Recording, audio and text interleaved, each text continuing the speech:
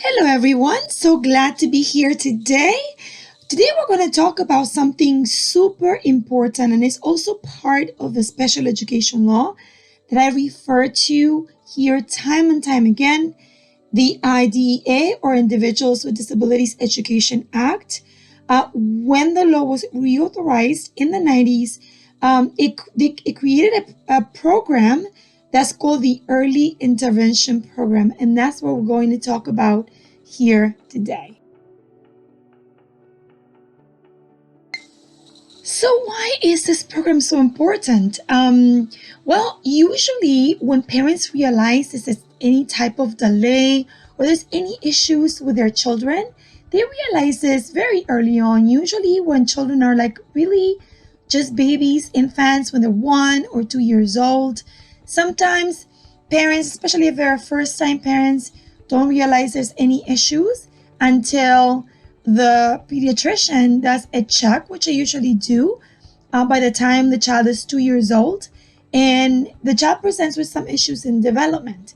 And these issues could be, it could vary, like it could be anywhere from they have issues with adaptive skills, they have issues with physical, gross motor skills, fine motor skills. They may have issues with language. Language may not be emerging at that point, or they may have some more involved issues like intellectual issues or some known behavioral difficulty.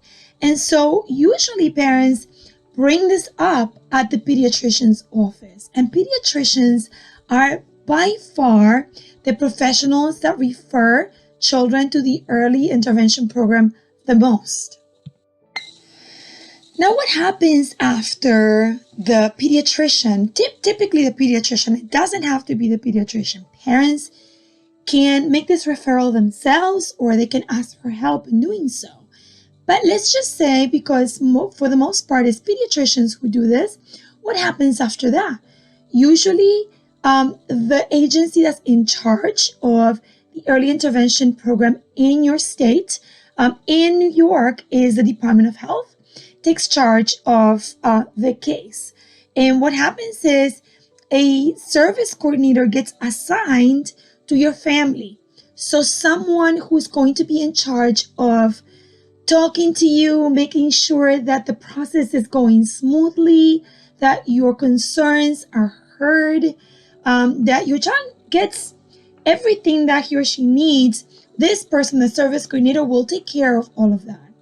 And what happens at that point, usually children, depending on the pediatrician's concerns and the parents' concerns, mostly this is the parents, because this program is very family-centered.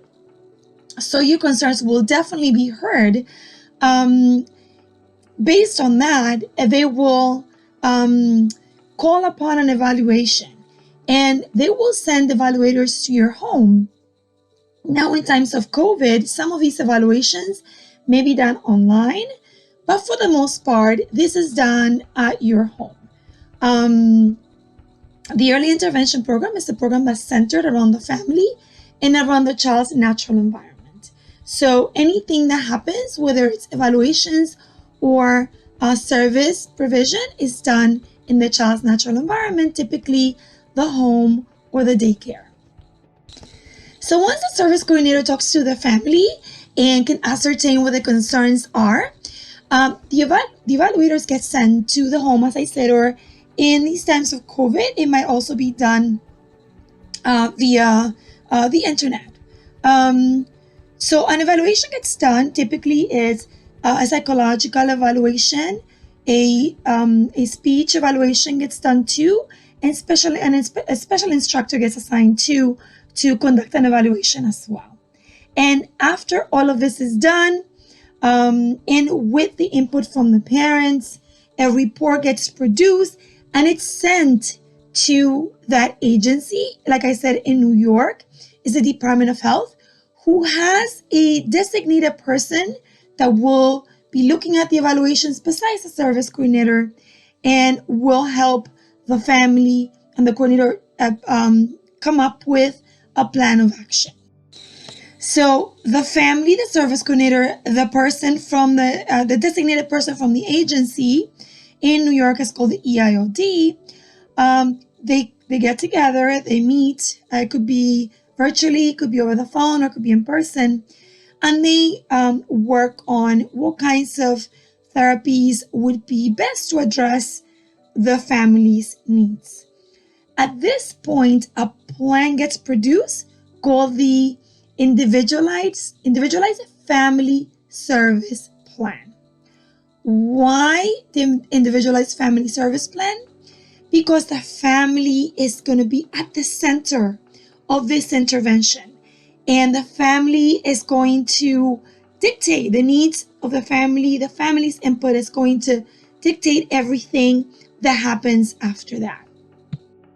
So if you are worried about your child's development, you can talk to your pediatrician and you can ask to be referred to the early intervention program.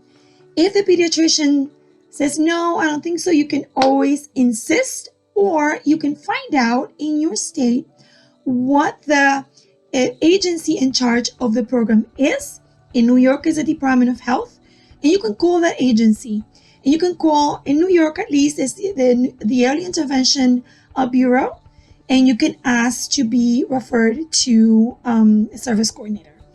Once you get that assignment of a service coordinator, the evaluations get done. At that point, they will decide, they will see whether your child may qualify for services or not. They will talk to you about this.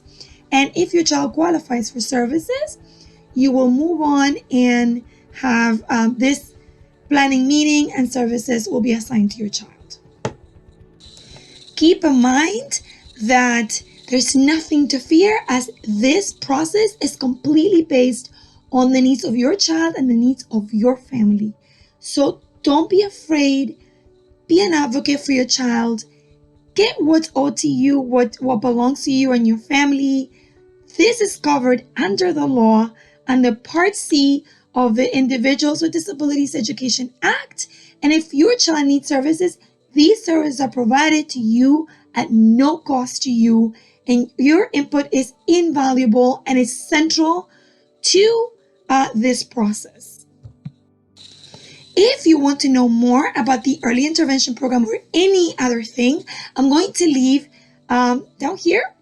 I'm going to leave the link for my private free Facebook group where I will have an announcement very soon where we'll be taking a deep dive into not only early intervention and the program of early intervention, but many other things, many other concerns that I've been hearing from parents time and time again, and we will be addressing these. So stay tuned, and please request access to the free private Facebook group, and I will see you very, very soon. Bye.